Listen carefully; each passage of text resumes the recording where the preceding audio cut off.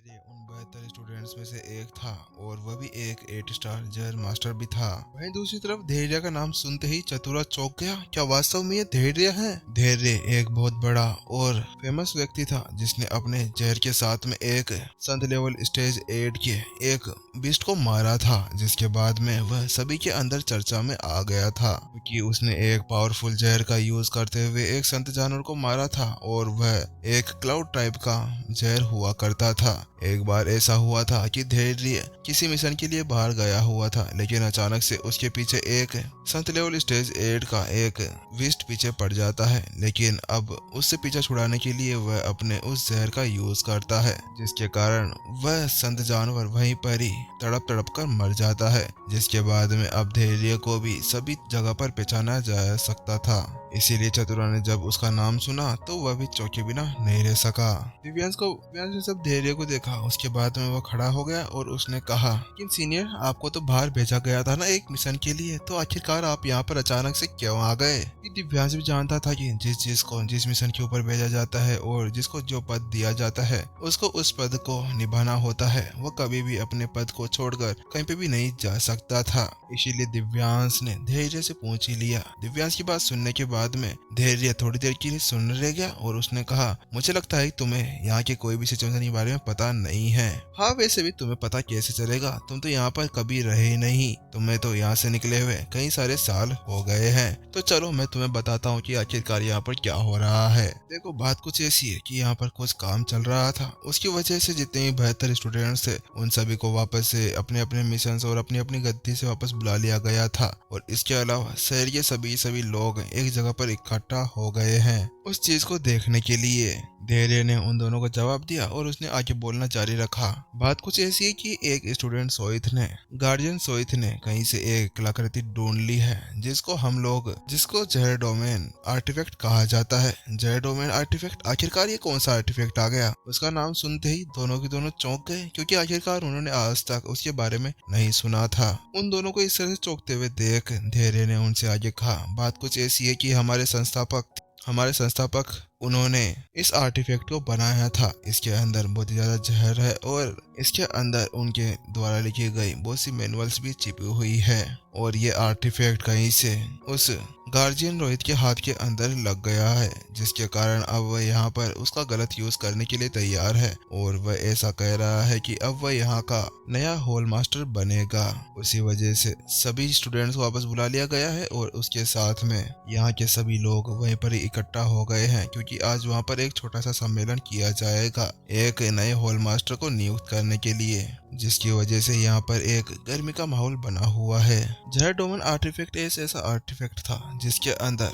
जहर होल के संस्थापक ने इसके अंदर बहुत सी मैनुअल्स लिखी गई थी, जिसके अंदर बहुत सी साधना टेक्निक और बहुत से जहरों के अंदर की सभी निर्माण प्रक्रिया को लिखा गया था। अब धैर्य अचानक से बोलते बोलते रुक जाता है, क्योंकि उसको लगा था कि अब इनके लिए इतनी जानकारी काफी है। उसके बाद में धैर्य ने उन दोनों से पूछा, आखिरकार तुम लोग यहाँ पर क्यों आए हो? अरे हाँ, मुझे याद आया दिव्यांश, तुम यहाँ पर अभी 8 स्टार जेल मास्टर की परीक्षा देने के लिए आए हुए हो ना? चलो ठीक है, अब हमें भी अब हॉल के अंदर जाना चाहिए। सभी अभी वहीं पर ही इकट्ठा हो रखे हैं। दिव्यांश ने अभी तक भी वाणी के बारे में नहीं बताया था कि उसकी बॉडी के अंदर संस्थापक की आत्मा है, क्योंकि वह किसी को भी इसके बारे में नहीं बताना चाहता था, क्योंकि अभी वह किसी के ऊपर भरोसा नहीं कर सकता था। इसके बाद में धैर्य आगे आगे चलने लगा। धैर्य क्योंकि अब संत लेवल स्टेज 5 का लड़ाकू था, तो उसकी स्पीड उन दोनों से थोड़ी सी ज्यादा थी। देखिए, अब वह सभी एक बड़े से हॉल के सामने पहुंच जाते हैं, जिसके अंदर से बहुत सी आवाजें सुनाई दे रही थी। टीचर, ऐसा हम लोग नहीं कर सकते, वास्तव में आप ये बहुत ज्यादा गलत कर रहे हैं। हमें उस गार्जियन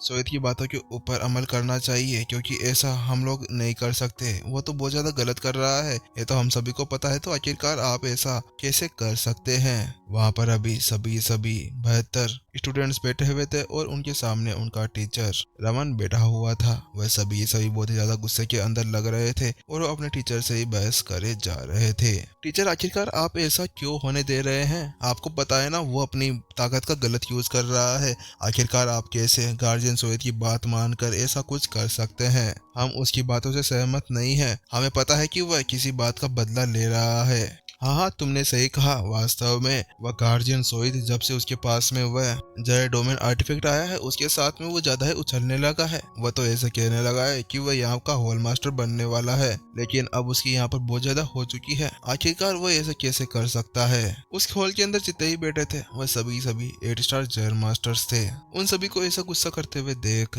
दिव्यांश जल्दी से हॉल के अंदर आ गया और वह उन सभी से कहने लगा, क्या हुआ आप सभी को? आप सभी इतने ज्यादा परेशान क्यों हैं? उन सभी को बात को काटते हुए और उनके ऊपर कोई भी ध्यान न देते हुए धीरे जल्दी से उस हॉल के अंदर आता है और वह अपने सामने बैठे हुए टीचर से कहता है, टीचर रमन, देखिए मैं आपके कहे अनुसार दिव्यांश को यहाँ पर ला चुका हूँ।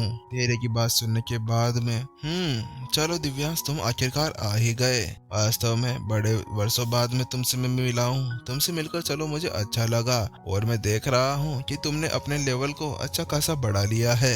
मैंने वास्तव में उस वक्त नहीं सोचा था कि तुम्हारे पास साथ में जो वो दुर्घटना हुई थी उसके बाद में तुम अपने लेवल को बढ़ा पाने में कामयाब होगे, लेकिन मैं तुम्हारी इस तरक्की से बहुत ही ज्यादा खुश हूँ। एक अच्छे से स्माइल के साथ में टीचर रमन ने दिव्यांश से कहा। टीचर रमन की बात सुनते ही दिव्यांश की आंखों के अंदर आंसू आने लगे और उसी के साथ में वह अपने घुटनों के बल बैठ जाता है। टीचर मैं वापस आ गया।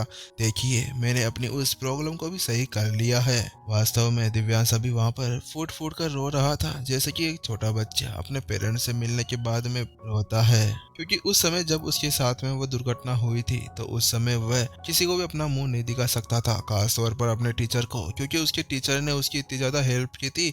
लेकिन इतने ज्यादा प्रशिक्षण के बाद में भी उसके साथ में वो दुर्घटना हो गई थी, जिसके साथ में उसका लेवल आगे नहीं बढ़ पा रहा था और उसके बाद में उसको अपने टीचर के सामने आने में भी बहुत ज्यादा शर्म आती थी, जिस कारण से वह कभी भी अपने टीचर के सामने नहीं आया। और जब अब वह इतने ज्यादा वर्षों के बाद में वापस अपने टीचर से मिल रहा था तो उसके बाद में वह अपनी भावनाओं को नहीं रोक सका। दिव्यांश को इस तरह से नीचे रोते हुए देख टीचर रमन ने कहा, अरे अरे उठ जाओ, तुम अब बड़े हो गए हो।